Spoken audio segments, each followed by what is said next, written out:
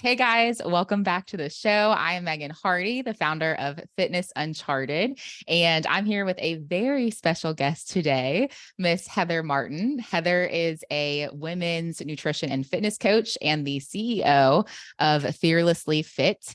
She specializes in helping women overcome yo-yo dieting through metabolic restoration, which is a non-restrictive approach to nutrition. And she teaches women how to eat and train for their goals, along with making it a lifestyle. Does Heather not sound like one of our people? Heather is also a mama of two, so very relatable to a lot of you guys listening. And I am super excited to chat with her because we're just like kindred spirits in a lot of ways.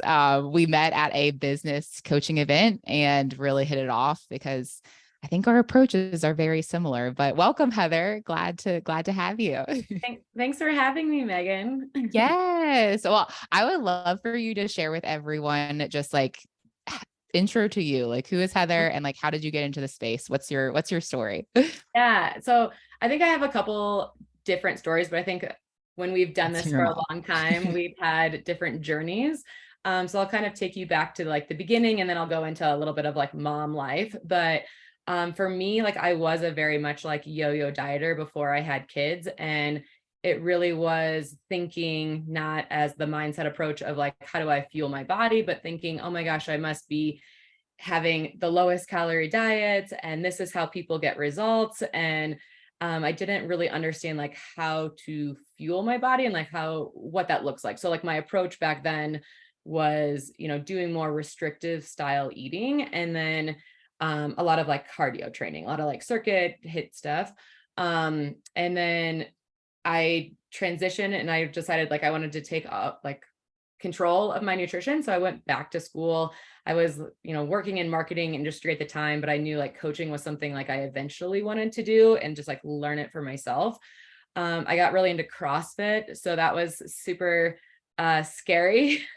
But I like one day just like looked up at the screen in I was in Telluride, Colorado. I remember this.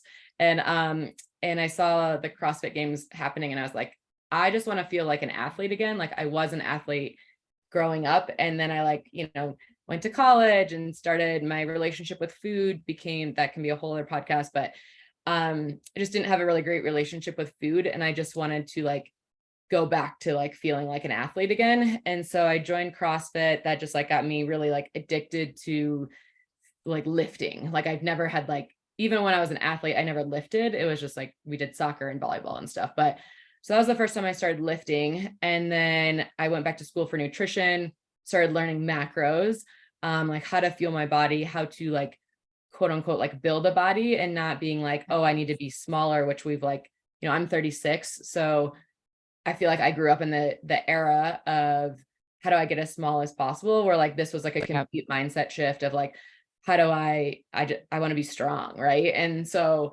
and then I had two children, and so then I lived the, how do you fitness with kids, and that's a whole other journey. Yes. And so now we're here, and I just teaching women and coaching clients on the mindset switches of, nourishing your body and how to train in a way that's like going to support you the best that you can Yes. for your kiddos. Yes.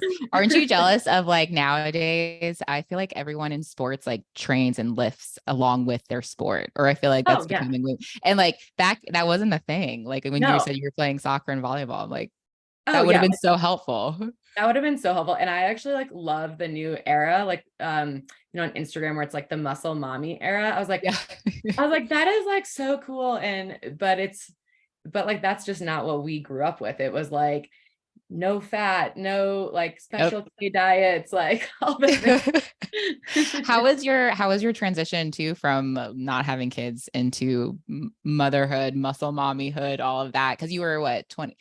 You say you have 8-year-old to like Oh yeah. I 28? don't even know. You're Like like someone asked 28? me how old I was when I had a kid. I was Yeah. like 27, 28. I don't know. Why it'll be 9. Why it'll be 9 soon. But it's actually interesting because I feel like once I had kids, then I even like wanted to train and support like even more. Like before I had kids, like I had every excuse in the book. I was like, whatever, And then when I had kids, I was like, no, like, I want to show them like how to be a strong mom. Like, how do I like just nourish my body a lot more. And so kids, for me personally, like actually created more structure in my life, Mm. and more routine, which I just like needed to have that. I guess if that makes sense. Yeah, which is so cool too. Like, and I know that was actually something that we wanted to talk about today as well. Hit on a couple topics, Mhm. but like even just how that like translates over to the other areas of your life, like with your physical fitness, like because I Mhm. feel like if anything, a lot of times for a lot of moms, it's the opposite. Like all like the fitness thing goes out the window. Like, what did you like, or mindset wise, or like what did you do differently that was like that where it actually helped you have more routine and structure? Mhm. So yeah, a lot of times time is a big thing, especially like as parents. And that is something where I always say this, like, you create your time, and what you put as a priority, you will do. And if I look back at my journeys, like, I'm like, oh yeah, like that wasn't a priority in my life, really. And when I had kids, I was like, this is a priority. Like, I do want to, for me, it's like all about like longevity, and like I want to play soccer with my kids. I want to play basketball with my kids. Like, I want to be very involved in their lives. And so I know like I want to support my fitness to do that with them. So I actually I worked, so I used to go to like the gym and do CrossFit. Once I had Wyatt, I like transitioned to home workouts.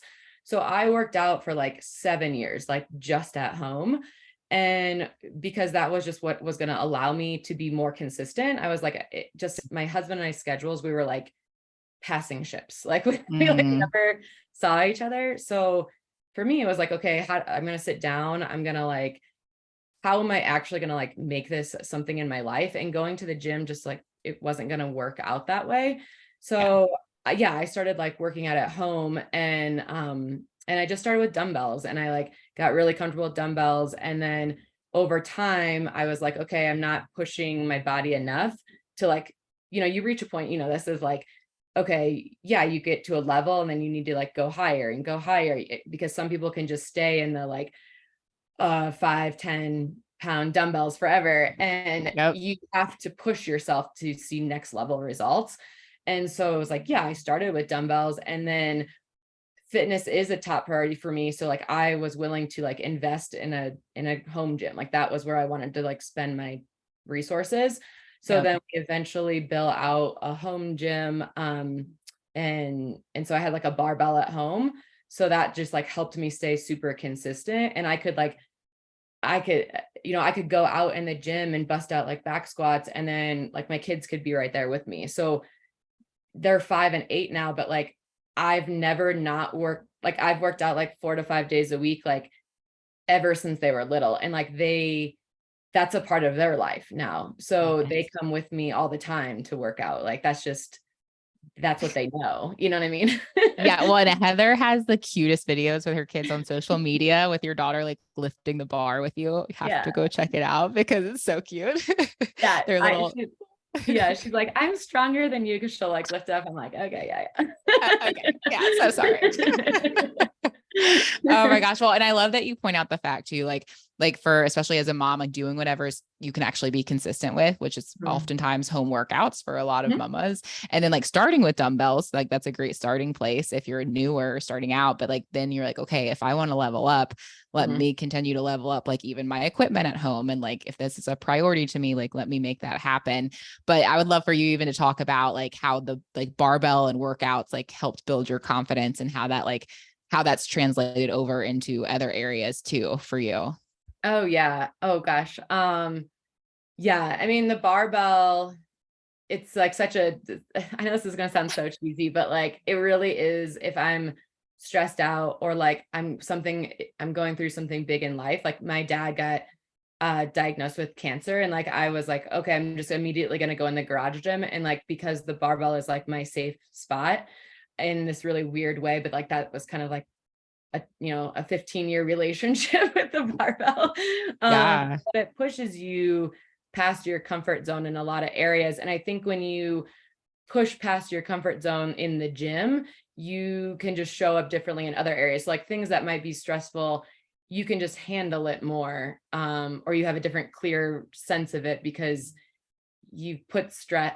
It's hard to explain. You know what I mean? Like you've put stress on yourself and you've challenged yourself mentally and physically, where you can just like show up different areas in that same way too. Oh my Yeah. gosh. I know that's so true for me too. And like it totally translates over because like if I actually put two and two together, I'm like, yeah, because I know I'm physically strong and I can push myself in the gym, even when mentally I don't think I can do it sometimes. Like, you probably pushed that weight where like you kind of need someone else's encouragement or something. And to be like, you actually do got this, or even just that mental thing. Like, Mhm. or before you step under the bar, you're like, even if you just gone up 5 pounds in weight, but it's more than you normally do. I'm like, Yeah. oh, I don't know if I can do this. I'm like, no, you know what? I can do this. And then I Yeah. step under the bar and I do it. And I'm like, oh, I did that. Yeah. But I'm Oh like, that yeah. And totally I translates to other Oh, for things sure. too. For sure. Like even, and like, I think that was like one of the big things too, like CrossFit, even though I hadn't gone to a gym, technically to a CrossFit gym in like over 10 years, like what the lessons I learned in that gym, like have carried over for a decade. So like, I never had been pushed in a way like, yeah, I mean, I guess when I was like back when I was doing athletic sports and stuff, but I had like missed that piece of it of like pushing my body to another level where you're like, there's no way I'm going to be able to do that. Like you would walk in and be like, what, this workout, like that's insane. And then you do it and you're like, oh, I can do that. Like that, I can do hard things. And then that just gives you more confidence of like, I know how to show up. I know how to push myself. Sometimes this might be uncomfortable, but I know I can do it. So Yes. Oh my gosh, 100%.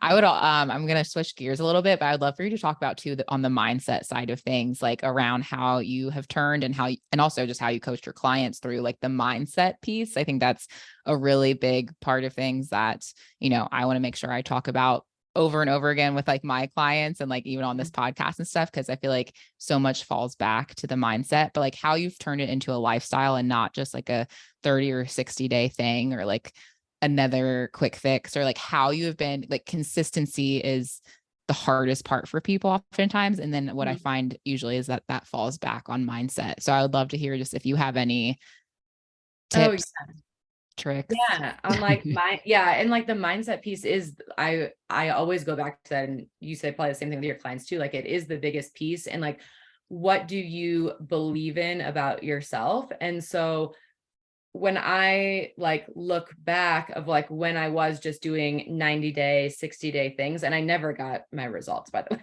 like doing those, like Yep. it was like, yeah, crash diet and lose 10 pounds, but I'm going to gain that back like the Yep. second I stopped doing that. But I was just, I never like took a step back and been like, what do I really want my like life to look like, because I was just in the moment of like, oh, this 30-day plan or 60-day plan, but like, I never looked at like, how am I actually going to change my lifestyle? And so for mindset piece, I always ask clients, like, what do you want to be? And like, who do you want to be? And like, what does that person do? Like you have to start showing up as that person, like, even though you're not where you might want to be today, but like, what are those habits and what's that mindset that that person believes in? Like, I knew when I like saw those people on the CrossFit like video, I was like, okay, like they train when they even don't want to train. Like, Yep. that's the biggest piece of really being like, oh man, I'm not motivated today. Like that motivation is going to go in a couple of weeks. So you have to have a Yep. bigger goal, and you have to know, am I willing to do this for like a long periods of time? And in a way that supports me. Like I love eating the way I eat, not because I'm quote unquote dieting. Like I genuinely love eating whole foods and like lots of protein. Like so you have to like know the way you eat and train. Like, do you love that? And how does that make you feel? Because you're not going to stick with it if you don't love Yes. it. Well, and I literally just posted about this. I was like, wow, we're like on the same wavelength. I just posted about this today, but about like the identity shift that has to happen. And like for you, I'm like, I would love to, like, if you can even think back to like having to make that decision. Cause I was, in speaking in my post today about how like yeah, I do as a fitness coach and as someone who has quote unquote made it in a sense of being on the Mhm. healthier or fit side of things. I do have it quote unquote easier now Yeah. Yeah, yeah. because I believe myself to be that person. So now like it's easier for my day-to-day actions to be in alignment with that. Mhm. But I'm like, that wasn't always the case when I was struggling with my relationship with food and binging and restricting and going on all the yo-yo dieting stuff and like thinking less calories was always the answer. And like, that wasn't always the case, struggling with body image, but it was like, you have to choose. If you're not there yet, you have to choose to act like the person that you want to be, which can feel really like, intimidating, and you get imposter syndrome, and then you question yourself, and then that's when you fall off and you're not consistent. Like, do you remember even like before you kind of got to where you're at now, having that like identity shift, or like kind of was there any moment in time, or was it kind of like you just started stepping into making Yeah. it a lifestyle? Yeah, I don't know if there was ever like this very specific, like, today I'm making these changes. I think it was like just falling in love with working out. Like that was also so that was a big piece that I didn't do before. Like I kind of look back at like, how did I become six, quote, like you said, quote unquote, like, yeah, it's easy for me now, but like that wasn't always the case. And like, why was it not easier before? Right. So I kind of like look back, and like when I was just working out because it was like a punishment. Like I was like, oh, okay, man, I like went out the night before, or I like ate something. I also didn't understand food. So I didn't know, oh my gosh, I can go out for pizza night and like that's all going to be okay. Like I didn't have that good relationship with food at that time. So everything to me was just about like punishment. Like it was like my relationship with food wasn't great. My workouts were only when I wanted to do it, and only when I like was working out because I felt bad about something I did the day before. Like now everything has shifted, and it's like I just work out because I love it. So I think you have to, but I think I love it now, which that wasn't an overnight process. So what I do talk about is like, it's when you change habits and you're learning things, like, no, it's not going to be tomorrow. Like even with your relationship with food, like that's a whole journey in itself. And I'm sure you talk about the same, like little wins with relationship with food. Like if someone is Mhm. restricting and then overindulging, and maybe they're still doing those things, like maybe they're doing it less often, and you got to be like, that's a huge win. And so it just takes like time and practice.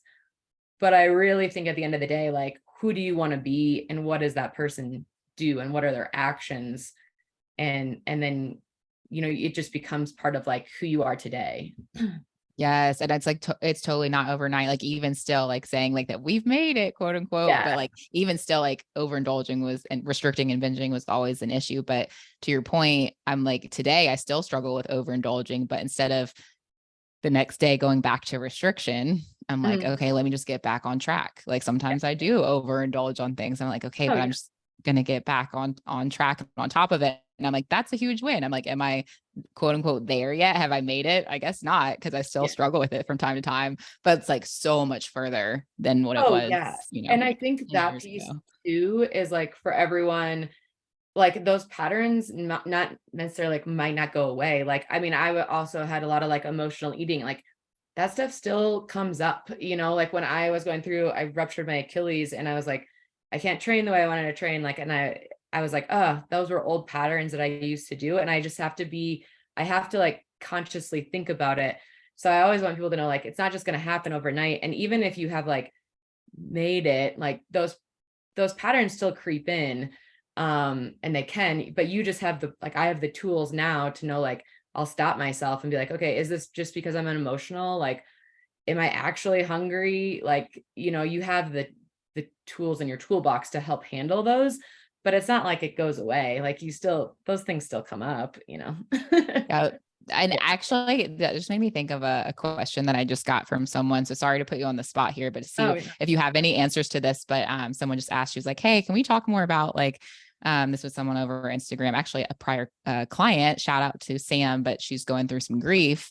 And she was like, how do you handle your health and fitness goals when you're going through grief and really hard seasons? And if you've lost someone and you're grieving, like, how do you still handle your health and fitness? And you talking about emotional eating being one of your hardships. I'm curious, like, I'm sure you've gone through some grief in your life, but like, how have you either handled that, or like, how would you handle that today, maybe differently than you've handled it before, along with your health and fitness goals? Oh yeah. And well, so like one analogy I actually like to use is like the dimmer switch. So also when you're Mm, making it like a lifestyle, like no, we do have different seasons, and that's going to be okay. To sometimes you have like the capacity to train really hard in certain seasons, and sometimes like you're just going through tough times. Maybe that's like, yeah, with grieving, or you lost someone, or like family, like, there's so many things that can be happening. And like I like to call it a dimmer switch. So it's like not the all or nothing where it's like, okay, I'm going from training super hard, or I'm on top of it, and then I just shut everything off. Like it's okay to like bring that down a little bit. And like good.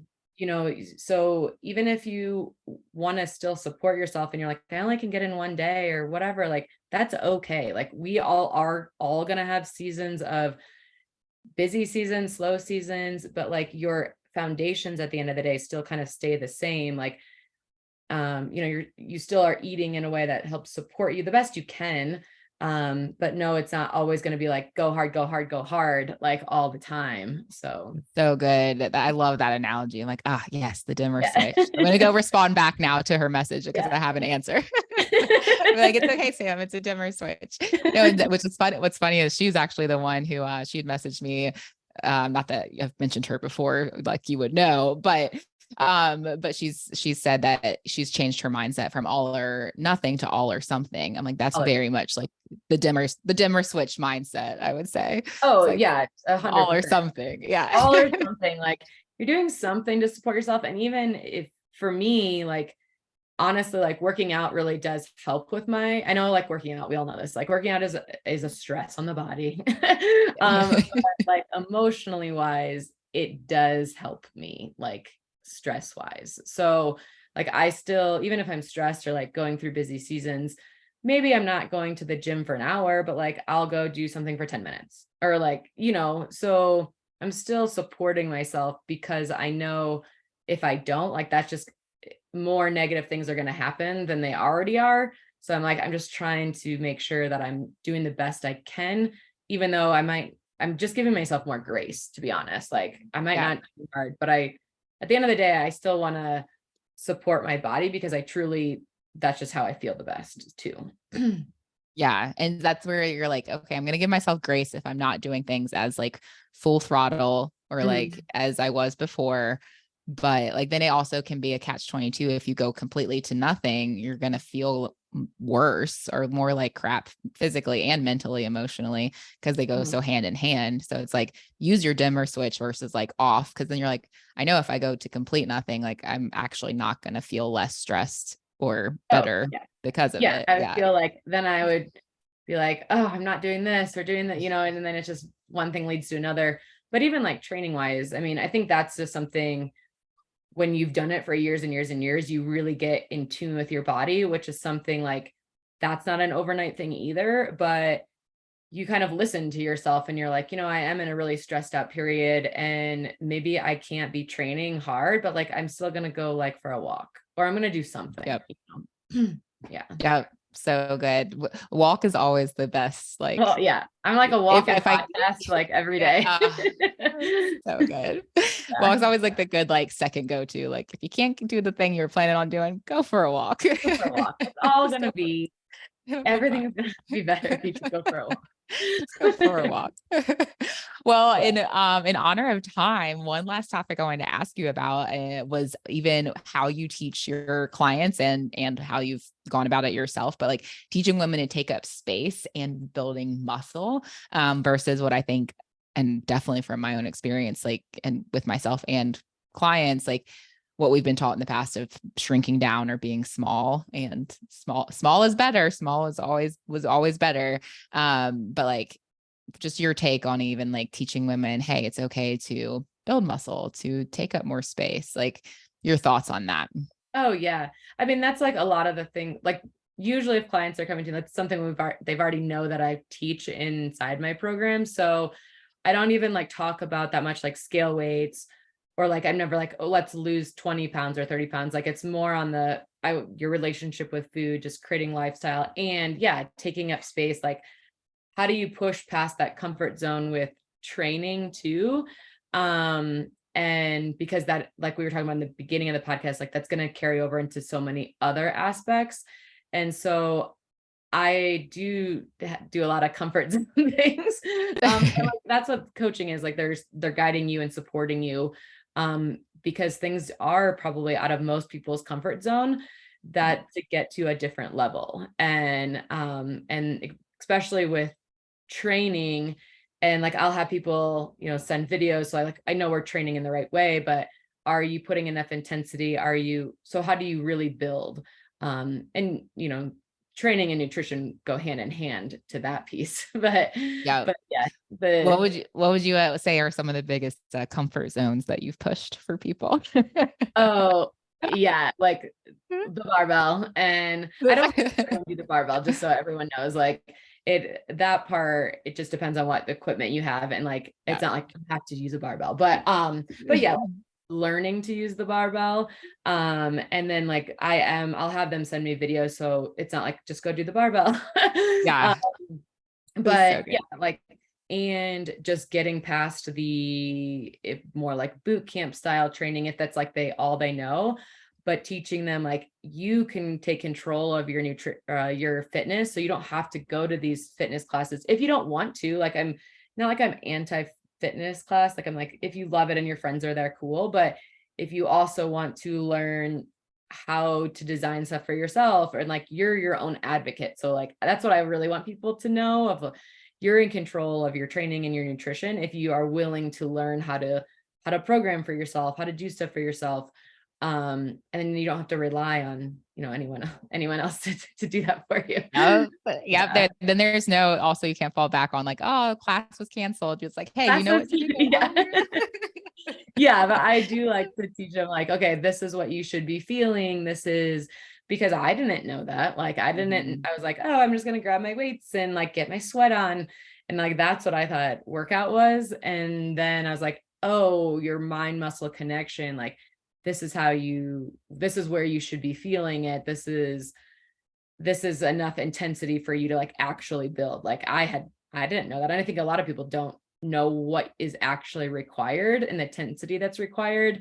It's not just like working out to working out. Like you can work out 5-7 days a week all you want and you might not see results. The intensity. Oh my gosh, such a big difference. Cause you can like anyone can spend an hour in the gym 7 days a week, but you might not be as effective as you think you might be. Oh yeah. Doing that. I think that's the biggest one of like, when you're like, oh, this is like how it should be feeling. This is what the intensity you talk about, So good. So good. Well, what would be, and this is putting you on the spot, but what would be something like even in the mindset space that you would leave everyone with? Like, I think I work with a lot of clients and have a lot of listeners who are coming from the person who does something for 30 to 60 days and then finds that they fall off of it or have a hard time staying consistent. So what would be something on like the mindset side of things that you would encourage them to work on or to be aware of or pay attention to, or like something to take away from this podcast, like into the next week of like how to make it more of a lifestyle and to stay consistent?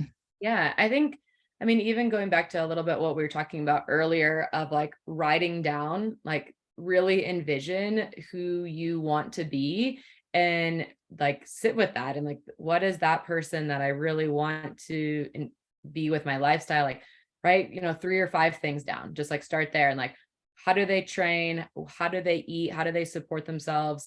And then start implementing like those things into your lifestyle of like who you really want to be, instead of this is 30 days or this is 60 days. Like, yes, we know we can dial nutrition in when we need to for certain goals, but at the end of the day, it's like, how are you maintaining it? How are you supporting your body? And how are you going to keep it consistent?